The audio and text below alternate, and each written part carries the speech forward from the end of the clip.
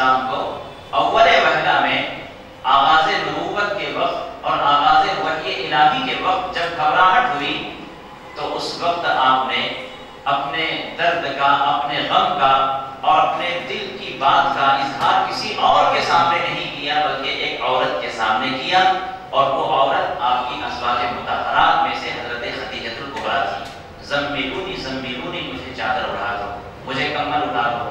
تو حضور صلی اللہ علیہ وسلم پر ابھی وحی اتری ہے، اس وقت آپ کو تکلیف ہوئی تو آپ نے سب سے پہلے اپنی بیوی کو اس کی تکلیف سنائی اور وہ غم سنایا، اپنی گھبراہٹ دور کرنے کے واسطے آپ نے اپنی بیوی سے اس کا اظہار کیا۔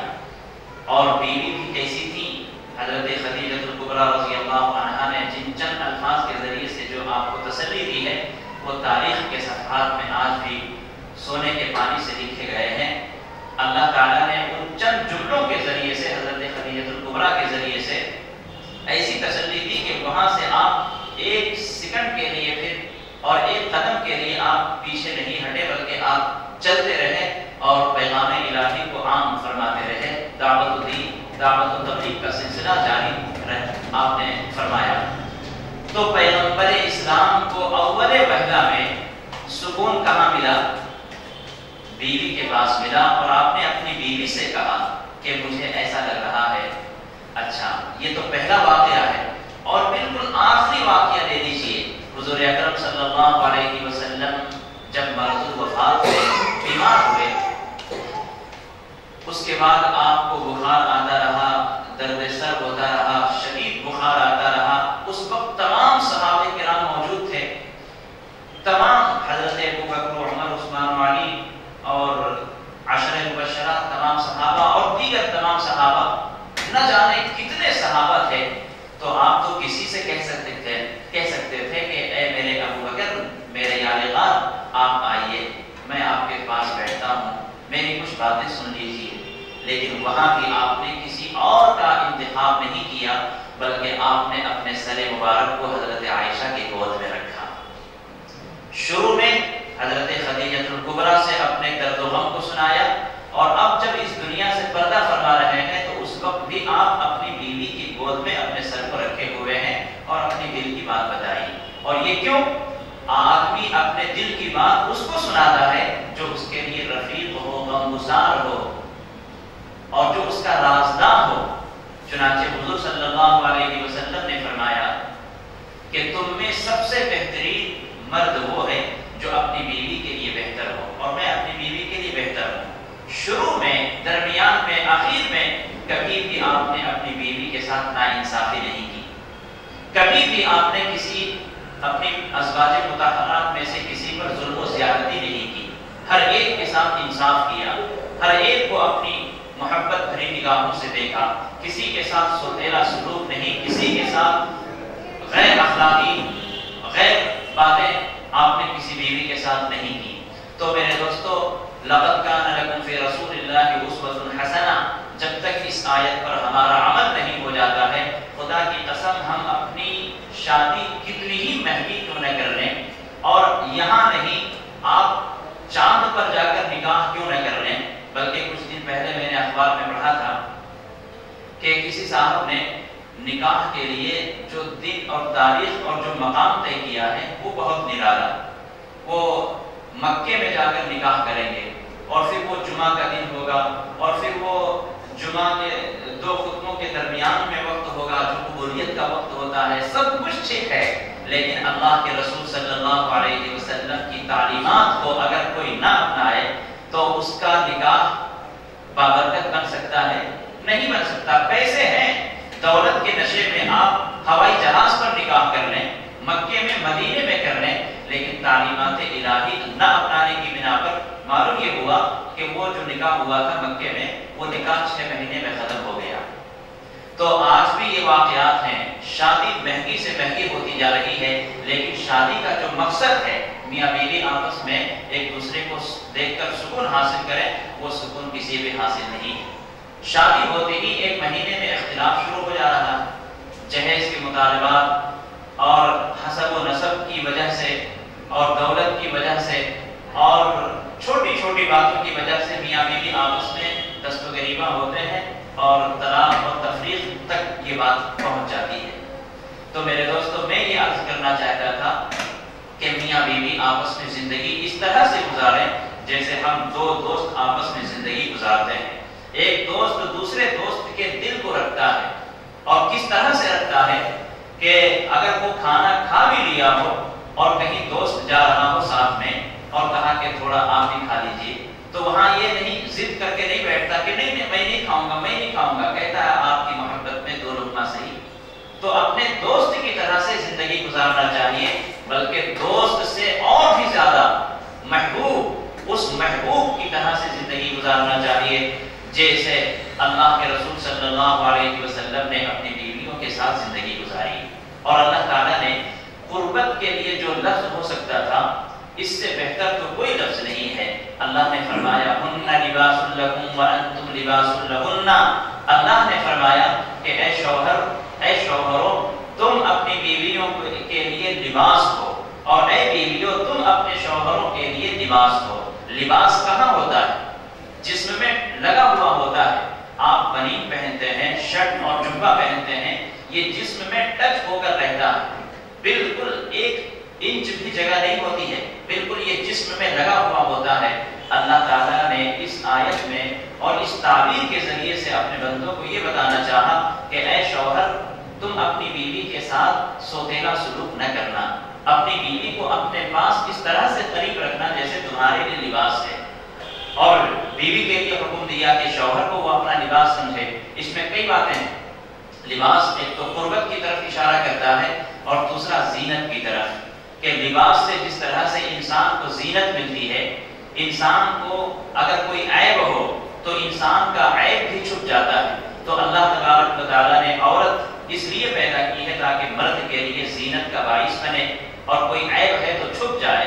اسی طرح مرد کو اس لیے پیدا کیا تاکہ عورت کو زینت ملے، اس کے عیب چھپ جائیں، اور راحت سکون وہ تو ایک اہم مقصد ہے کہ میاں بیوی آپس میں جب ملیں تو ایک دوسرے کو سکون ملے، ایک دوسرے کو خوشی حاصل ہو۔ یہ شوہر دن بھر دفتروں سے، کاروبار سے تھک چور ہو کر اور طرح طرح کے الجھنوں میں جکڑ کر یہ جب گھر آتا ہے، اور جب یہ اپنی بیوی پر نظر ڈالتا ہے اور بیوی پھول جیسے چہرے پر مسکراہٹ کے ساتھ جب اپنے شوہر کو دیکھتی ہے، تو خدا کی قسم دن بھر کی ساری تھکاوٹ ایک نظر میں اور اپنی بیوی کی ایک مسکراہٹ میں ختم ہو جاتی ہے۔ لیکن آج یہی مشکل ہے، شوہر کتنا بھی اس کا وفادار کیوں نہ ہو، اور شوہر اپنی بیوی کے لیے کتنا ہی جانثار کیوں نہ ہو، اور اپنی زندگی کی ساری گاڑی کمائی ان کے نقش و نگار پر، ان کے آرام و راحت پر، ان کی فرمائش پر وہ اپنی کمائی کو قربان کر دے، لیکن یہ بیوی ایک کام نہیں کر سکتی کہ شوہر اگر آئے تو اس کے ساتھ چہرہ مسکرا کر رکھے، ملے، ان سے دو میٹھے بول بول دے، یہی نہیں کر پاتی، بلکہ گھر کی ساری الجھنیں جمع کر کے رہتی ہیں، اور جب شوہر ملتا ہے تو ابھی بیٹھا بھی نہیں، شو بھی نہیں اتارے، کپڑے بھی نہیں اتارے، کیا جی تمہاری امی، کیا جی تمہاری بہن، اس طرح کی الجھنیں دے کر اور بھی شوہر کے لیے سکون اور راحت کو غارت کر دیتی ہے۔ تو میرے دوستو یہ چھوٹی باتیں ہیں، لیکن یہ زندگی میں بہت ہی خطرناک ثابت ہوتی ہیں۔ اگر اس دو جملوں کو آپ سمجھ سکتے ہیں کہ شوہر بیوی کو دیکھے، شوہر بیوی کو دیکھے تو شوہر خوش ہو جائے، بیوی ایسی رہنا چاہیے، اپنے طور طریقے سے، اپنے اخلاق سے، اپنے مزاج سے اس طرح سے ہو کہ شوہر دیکھے تو خوش ہو جائے۔ اسی طریقے سے شوہر کو اگر دیکھ لے بیوی تو بیوی کا دل خوش ہو جائے۔ آپس میں اس طرح سے زندگی گزارنا چاہیے کہ کوئی ایک دوسرے سے دوری اور نفرت کا باعث نہ بنے، اور یہ کام بہت مشکل نہیں ہے، بہت مشکل نہیں ہے۔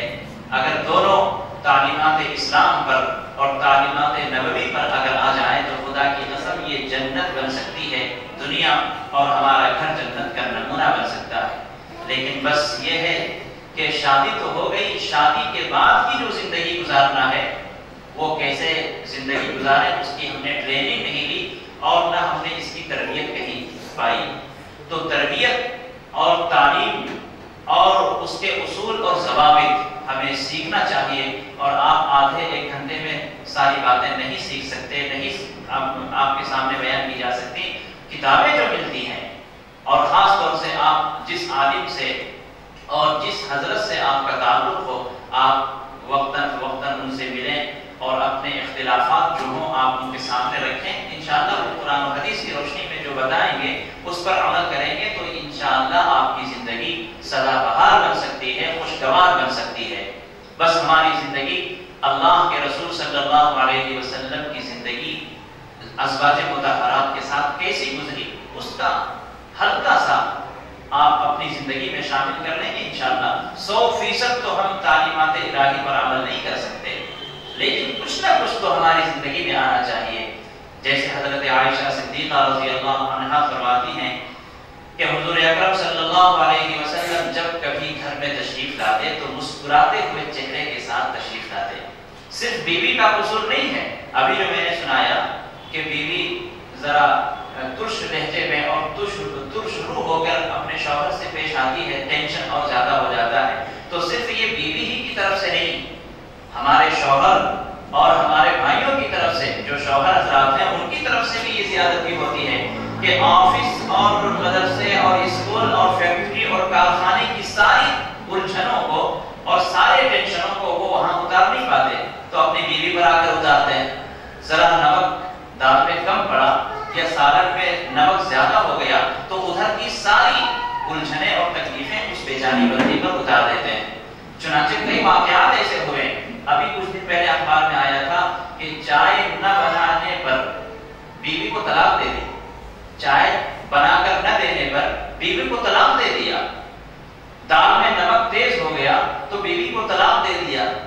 یہ کیا اسلام سے دوری ہے؟ میں آپ کو بتاؤں کہ اللہ کے رسول صلی اللہ علیہ وسلم نے فرمایا کہ دنیا میں جتنی حلال چیزیں ہیں سب سے گھٹیا یہی طلاق ہے. لیکن آج ہم نے اس طلاق کو ایک زبان زد لفظ بنا دیا ہے. کچھ بھی بات ہو جائے تو طلاق کا لفظ زبان پر آ جاتا ہے.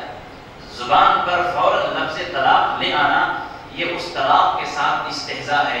چنانچہ ایسے بھی واقعات آئے ہیں کہ جو ایسا شخص ہوتا ہے کہ چھوٹی چھوٹی باتوں پر طلاق کی دھمکی دیتا ہے, وہ آلریڈی طلاق دے کر اور اس طلاق شدہ عورت کو اپنی بیوی بنا کر رکھا ہوا ہے, مذاق بنا دیا.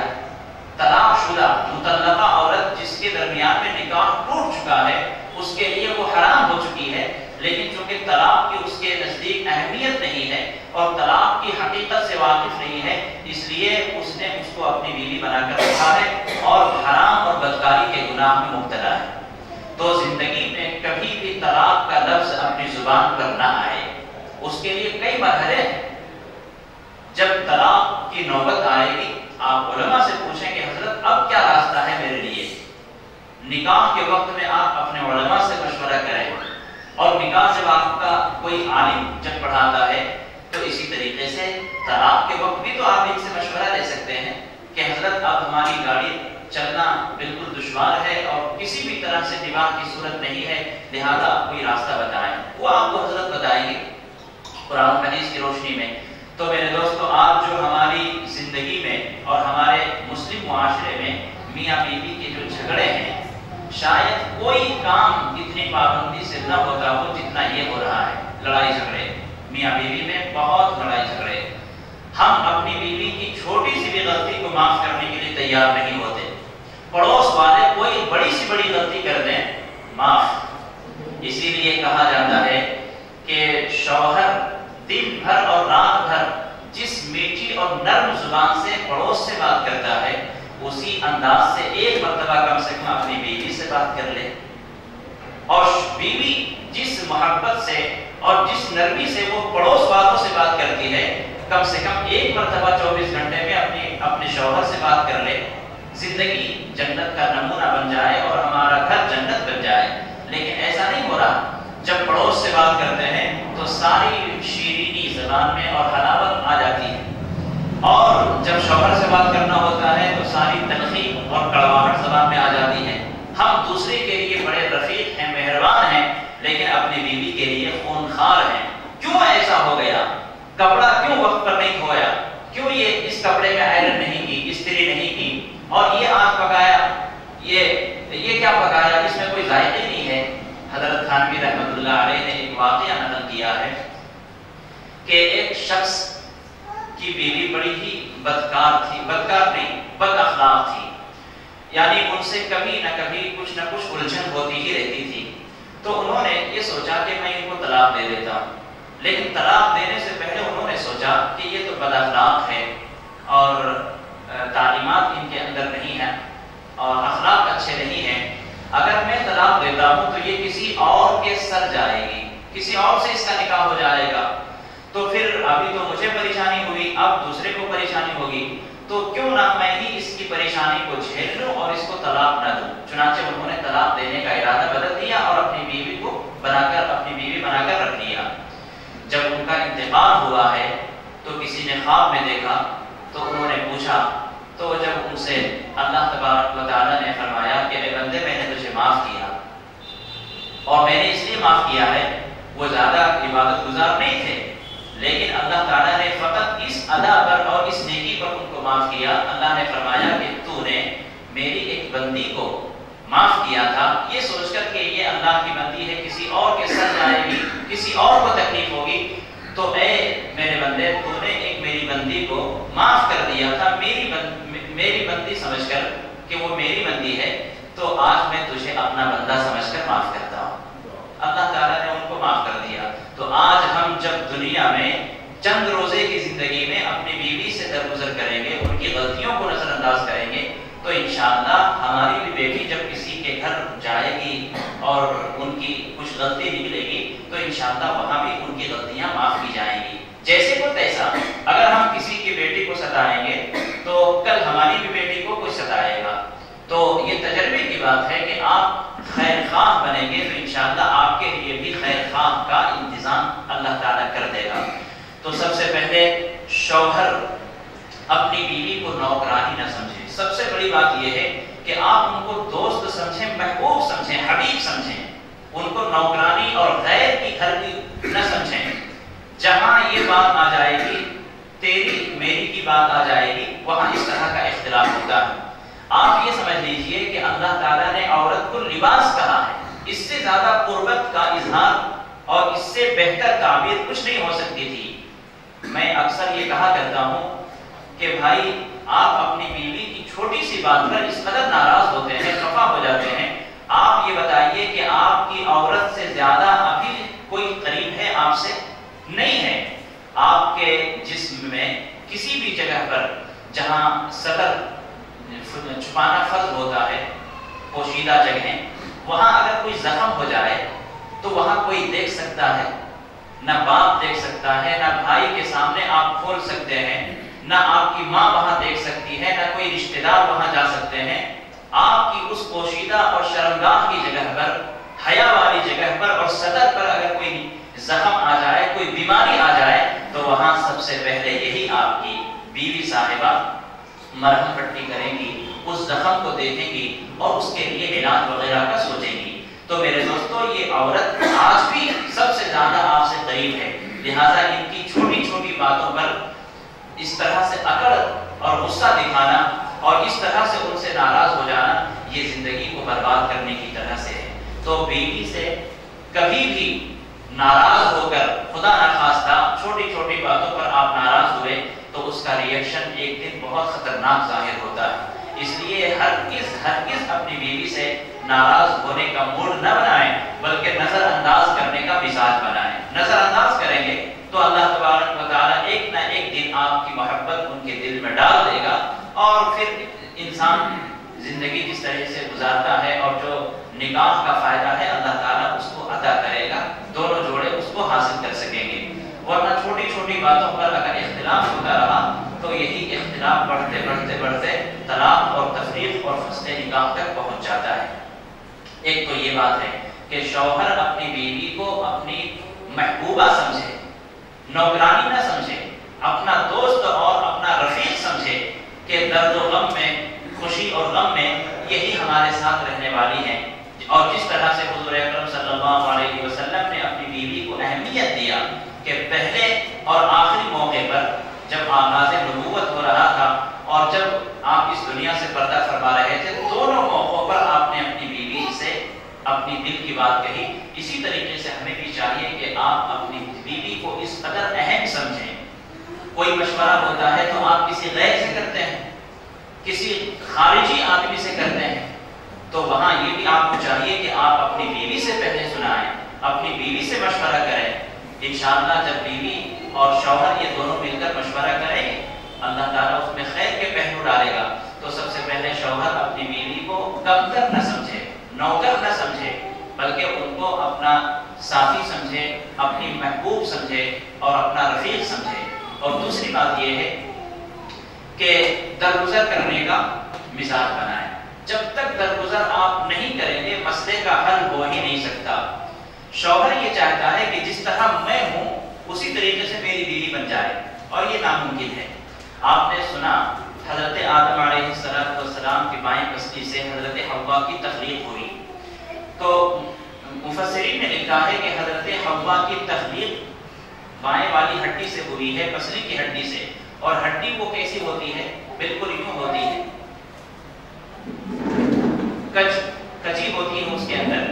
تو حضرت آدم علیہ السلام کی اس ہڈی سے اللہ نے پیدا کیا ہے، تو اس ہڈی کی خاصیت عورت میں موجود ہے، چاہے وہ کوئی بھی ہو، کسی کی بھی بیوی ہو، عورت میں کجی رہے گی، ٹیڑھا پن رہے گا، اور آپ ان کو صحیح بنانا چاہیں گے تو ہرگز نہیں ہو سکتا۔ اللہ کی تخلیق میں آپ کیسے آپ ان کی اصلاح کر سکتے ہیں؟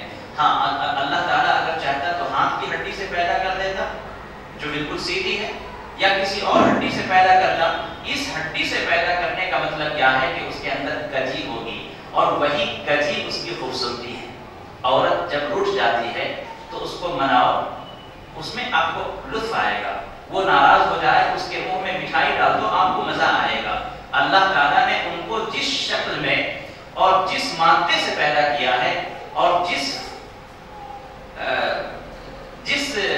فارم میں پیدا کیا ہے، وہ اسی کے لیے مناسب تھا۔ ہماری عقل جو بھی کہے ہم اس میں ناقص ہیں۔ اللہ تعالیٰ نے جس طرح سے ان کو پیدا کیا ہے وہ اسی طرح رہیں گی۔ کوئی اگر اپنی عورت کو سیدھا کرنا چاہے تو وہ جلد باز ہے، وہ شخص جلد باز ہے اور ناعاقبت اندیش ہے۔ وہ یہ نہیں جان رہا ہے کہ ہماری بیوی ایک عورت ہے، اور عورت کی ذات میں کجی ہوتی ہے، ٹیڑھا پن ہوتا ہے، ان کے ٹیڑھے پن سے ہی فائدہ اٹھا لو۔ اگر ان کو آپ سیدھا کرنا چاہیں گے تو جس طرح وہ پسلی کی ہڈی سیدھا کرنے سے ٹوٹ جاتی ہے، اسی طرح عورت بھی ٹوٹ جائے گی۔ تو عورت کے اندر کجی ہوتی ہے، یہ سمجھتے ہوئے ہمیں زندگی گزارنا ہے۔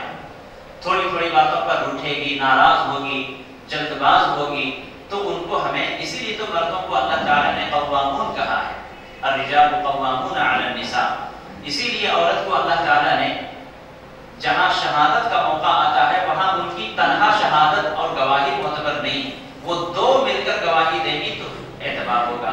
تو اللہ نے بھی ان کی کمزوری کی رعایت کی ہے، اللہ نے ان کی کمزوری کی رعایت کی ہے، تو ہم کیوں نہ ان کی کمزوری کا اعتراف کریں اور ان کی رعایت کریں۔ اسی لیے اللہ تعالیٰ نے وَعَاشِرُوهُنَّ بِالْمَعْرُوفِ فرمایا ہے، اللہ نے سفارش کی ہے، ریکویسٹ کیا ہے کہ اے شوہرو اپنی بیویوں کے ساتھ حسن معاشرت کرو، اچھی معاشرت کرو۔ یہ اللہ تعالیٰ گویا ان کی طرف سے وکالت کر رہے ہیں، اور عورت کی طرف سے اللہ تعالیٰ سفارش کر رہے ہیں کہ یہ عورت ذات کمزور ذات ہے، یہ جلد باز ہوگی، ناقص العقل ہوگی، یہ چھوٹی چھوٹی باتوں کو پہاڑ بنا دے گی، تو ان کی باتوں کو ذرا نظر انداز کرنا، ان کے ساتھ اچھی معاشرت کرنا، یہ اللہ تعالیٰ خود فرما رہا ہے۔ تو ان کو کمزور سمجھتے ہوئے، صنف نازک انہی کا نام ہے نا، صنف نازک کس کو کہا جاتا ہے؟ عورت کی ذات کو صنف نازک کہا جاتا ہے۔ یہ نازک ہوتے ہیں، پھول کی طرح ہے، پھول شاخ میں اگر لگا رہے تو تر و تازہ، توڑ دو تو کمھا جائے، توڑ دیں تو مرجھا جائے، تو اسی طرح اس عورت کی حیثیت ہے۔ اللہ تعالیٰ نے ان کو نرم و نازک بنایا ہے، لیکن ان کی زبان میں بہت سختی ہوتی ہے، زبان میں تیر اور تلوار کی طرح سے چبھن ہوتی ہے۔ جب میاں بیوی آپس میں ملتے ہیں اور شوہر کا موڈ اچھا ہوتا ہے، یہ زبان سے صرف ایک ڈنک لگا دیتی ہے، بس شوہر تل ملا جاتا ہے۔ بیوی مار نہیں سکتی، زبان سے بس ایک لفظ کہہ دیتی ہے، اسی میں سارا مزہ کرکرا ہو جاتا ہے۔ تو میں ابھی یہ عرض کر رہا تھا کہ شوہر اپنی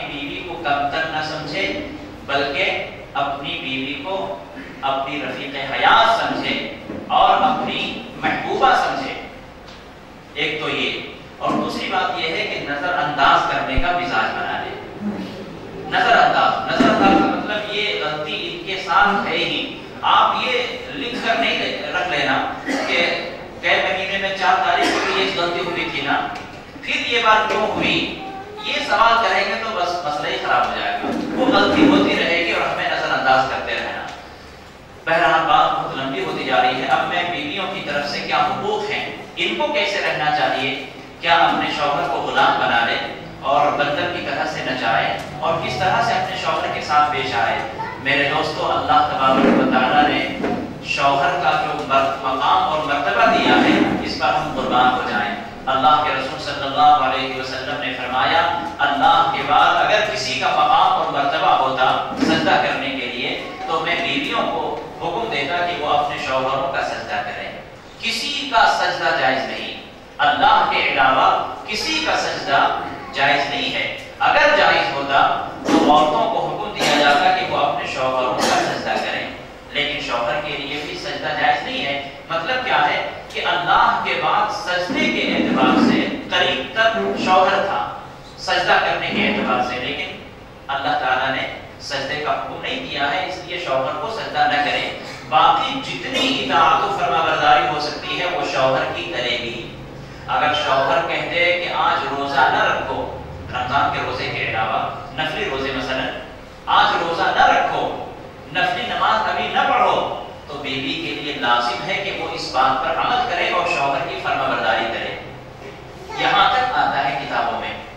اسی طریقے سے شوہر اگر کوئی جائز کام کا حکم دے اور جائز کام ہے، وہ کسی بھی طرح سے انکار نہیں کر سکتی ہے اور کسی بھی طرح کی رکاوٹ نہیں ہے، تو اس کے لیے فرض عین ہے کہ وہ اپنے شوہر کی فرما برداری کرے. لیکن آج کا ماحول بڑا عجیب ہو گیا ہے. شادی ہوتے ہی بیوی دھاوا بولنا چاہتی ہے اور اپنے شوہر کو اپنا غلام بنا لینا چاہتی ہے. میں اکثر کہا کرتا ہوں کہ وہ بیوقوف عورت ہے جو اپنے شوہر کو غلام بنا لیتی ہے اور خود غلام کی بیوی بن جاتی ہے. شوہر کو غلام بناتی ہے، بیوقوف عورت اپنے شوہر کو غلام بناتی ہے اور خود غلام کی بیوی بن جاتی ہے.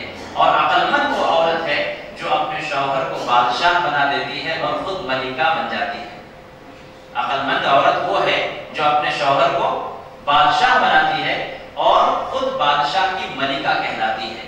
تو ماشاءاللہ ہمارے یہاں تو خیر ایسا ماحول نہیں ہے کہ ہماری مائیں بہنیں اپنے شوہر کو غلام بنا لیتی ہیں. ہاں کبھی کبھی کسی بات میں فرمائش کے طور پر نہیں یہ ہونا، اس کے بغیر نہیں، وہاں جانا. اب بیچارہ یہ شوہر یہ سمجھتا ہے کہ اب اس میں سابقہ پڑے گا ہی اولاد کے اعتبار سے اور حق زوجیت کے اعتبار سے، وظیفہ زوجیت کے اعتبار سے، تو وہ ان کی بات کو مان لیتا ہے. لیکن یاد رکھیں میاں بیوی آپس میں ایک دوسرے سے شرطیں خوب منواؤ. آپ بھی شرط رکھیں، اگر یہ کام کیا تو میں یہ پہناؤں گا، اگر یہ کام کر دیا تو یہ کھلاؤں گا، لیکن وہ شرائط حدود شرع کے اندر ہو.